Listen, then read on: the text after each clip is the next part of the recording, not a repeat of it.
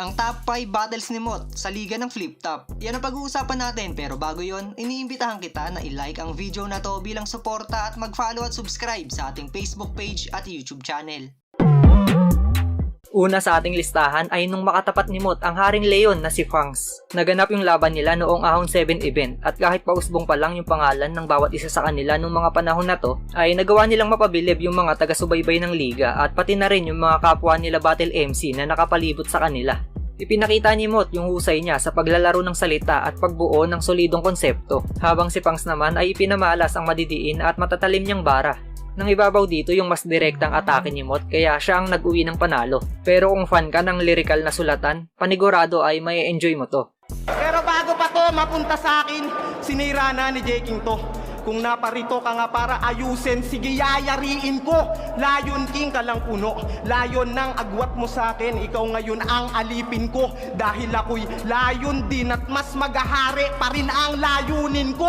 At yun ang talunin to. Pero di na to oras para magloko. Ito na yung pabali-baliktad kong hinain.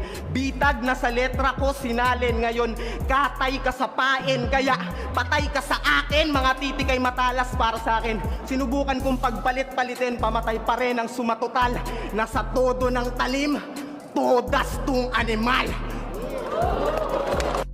Pangalawa ay noong magkatapat sa entablado ang buhay na alamat na si Zaito at undefeated na si Mot.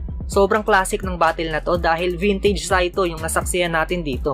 Kumukonekta yung mga one-liner jokes at solid din yung mga balagtasan burst niya. Sa kabilang banda naman ay naging maganda yung strategy na ginawa ni Mot. Sinabayan niya yung estilo ni Zaito pero binigyan pa rin niya ng highlight yung husay niya sa lyricismo. Naipakita rin niya dito yung pagiging balanse niya sa all 3 rounds. Kung may ganti ng patay, ito yung ganti ng patunay sa hindi ko kasabayan. Agwat ng edad ay halos triple, pero minsan mo na akong ginulangan. Alalahanin mong maigi kasi ito yung di mo inasahan. Ngayon kampyon na ng Cavite yung dating grade 3 mong kalaban. Plus, parehas tayong galing sa Dasma, laking kalsada at kanto. Pag sa akin ka nakatsamba, mamamangha mga tao. Samantalang pag ako nagwagi, wala lang. Wala namang bago. Sa tulad mong laging tirang bitin, pag sumalang, sadyang sanay na sa talo. Sa ikatlong pahina ay noong makaharap ni Mot ang kapwa niya kampyon ng isa buhay na si Batas. Noong maikasa ang laban na to ay marami ang nagsasabi na delikado daw si Mot at baka dito na niya malasap ang kanyang unang talo. Hindi naman talaga biro makatapat ang isang Batas. Syempre back to back isa buhay champion yan at sobrang veterano na. At sa naging laban nila, naging solido ang palitan nila ng technical na linya.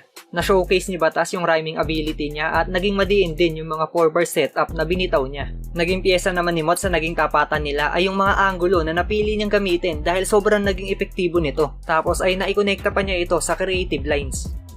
Di na kita pinagugulan ng estilo ko sa bara.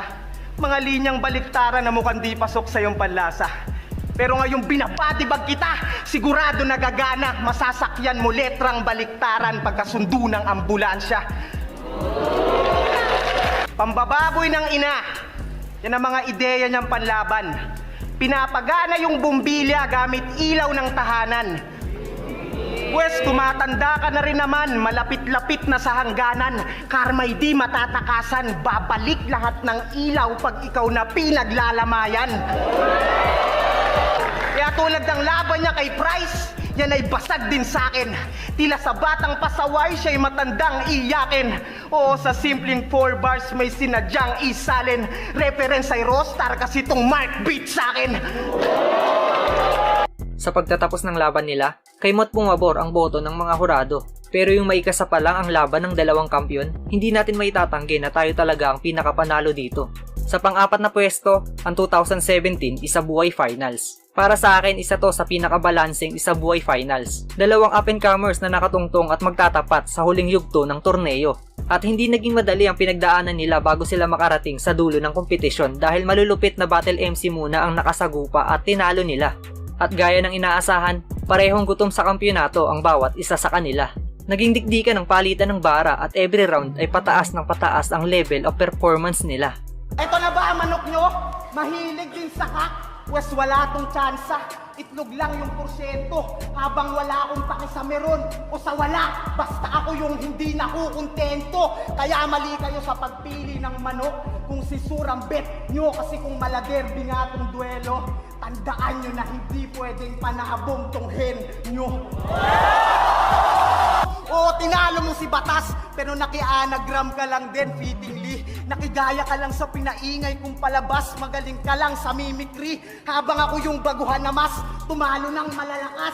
Sa buhay killing spree, kaya ako ang tunay na Benji Paras, Rookie of the Year plus MVP.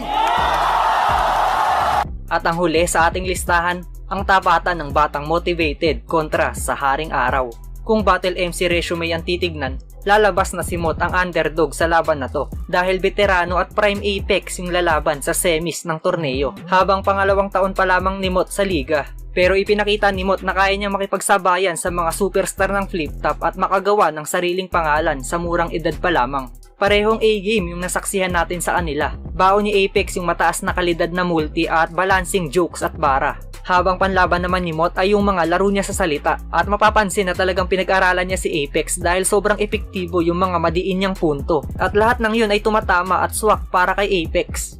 Para sa akin bukod sa Looney Tipsy D, Balakid Flick G ay isa rin to sa pinakamalakas na battle na naganap sa semifinals ng bawat tournament.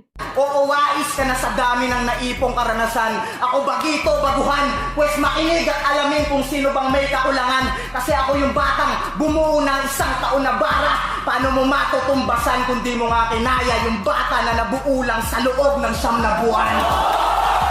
Pero sa utos ng mga utuso, mukhang nasanay ka na yata, pues mananatili ka ng alalaya, hindi ka nalalaya.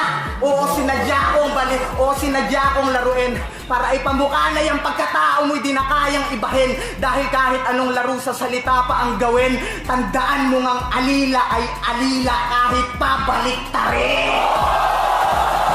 At ayan nga ang top 5 battles ni Mot sa flip top. Gagawa pa tayo ng maraming episode ng top 5 battles. Kaya kayo, sinong MC ang gusto nyong mapanood sa susunod na episode? Pwede mo yan i-comment sa ibaba at babasahin nating lahat yan. At bago tayo matapos, gusto ko lang kunin yung atensyon ng may-ari ng YouTube account na JohnnyBoyTV5023. Palagi ko nakikita yung mga komento mo sa bawat upload natin at bilang pasasalamat ay gusto ko tabigyan ng Pubo T-shirts. Nag-reply na ako sa isa sa mga comment mo at sana ay makarating sa'yo ang mensahe na to. PM mo lang ako tol sa Facebook page na JM Lopez TV at magbigay ng patunay na ikaw yung may-ari ng account para maipadala ko sa'yo yung munting regalo at pasasalamat.